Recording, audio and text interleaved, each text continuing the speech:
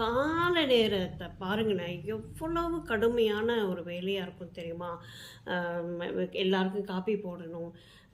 மாமனார், மாமியார் இருந்தாங்கன்னா, சுகர் பேஷண்ட் இருந்தாங்கன்னா, அவங்களுக்கு தனியான காப்பி, இவங்களுக்கு தனியா ஒரு காஃபி. இதில சர்க்கரை போடணும், அதில சர்க்கரை போடக்கூடாது. எதில சர்க்கரை போட்டோம். அதுக்கப்புறம் இவர்களுக்கு தனியான ஒரு சமையல், அவங்களுக்கு தனியான ஒரு சமையல். காலையிலங்காட்டி 7 மணிக்கு ஒரு குழந்தை கிளம்பும். 8 மணிக்கு கணவர் கிளம்புவாரு.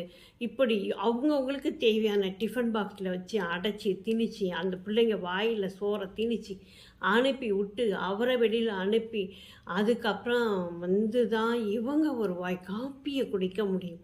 அது வரைக்கும் அவங்களுடைய உடம்பில் உள்ள அத்தனை சக்தியும் போகிற அளவுக்கு அவங்க அந்த வேலையை செய்வாங்க. அதில் இடையில ஏதாவது ஃபோன் வந்ததுன்னா கூட, "ஃபோன் வருத பாரேன், என்ன செஞ்சிகிட்டு இருக்கிற நீ உள்ள? சும்மா இருந்துக்கிட்டு நீ ஃபோனை கூட அட்டன் பண்ண மாட்டேங்கிற" அப்படின்னு கேட்பாங்க. அதோட இந்த டிவி ரிமோட் எடுத்து கொடுத்துட்டு போமா, வெந்நீரை கொண்டாந்து வை, காஃபி கொண்டாந்து கொடு, பேப்பர் எங்கே வச்சேன்னு பாரு, என் சாவி எங்கே இருக்குன்னு தேடு, என்னோட ஸ்கூட்டர் சாவி நான் எங்கேம்மா வச்சேன், ஆஃபீஸ் ஃபைல் இங்கே கொண்டாந்து நேற்று வச்சேன்னு அது எங்கே, எல்லாமே அந்த பெண்கள் கிட்ட தான். ஆனால் அந்த பெண் சும்மா இருக்கிறா.